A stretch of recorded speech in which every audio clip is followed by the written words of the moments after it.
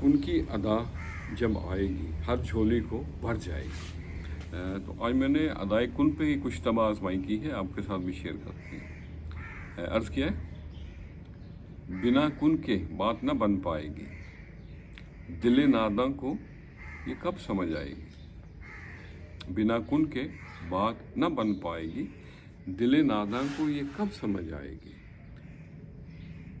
मेहनत में है पिन्हा तेरी मुश्किलों का हल, घटा रहमत की आलम पे छा जाएगी। बख्शोगे जब रौनक उजड़े दियार को, बख्शोगे जब रौनक उजड़े दियार को, दिले आंगन में खुशबू सी भर जाएगी। हाथों में लिए हाथ उठे कदम मिल मिल के, यकीन कामिल पे मंजिल ही करीब आएगी। बिना कुन के बात न बन पाएगी। और अगले शेर है,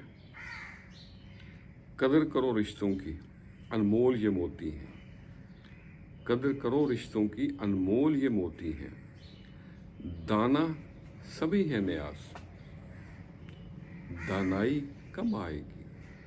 बिना कुन के बात न बन पाएगी, दिले नादा को ये कब समझ आएगी। तो आज के लिए इतना ही।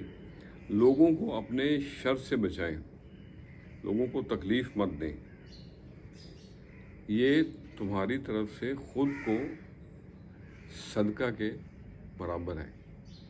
खुश रहें और सबके साथ आसानियों का सबब बनें। अस्सलामु अलैकुम।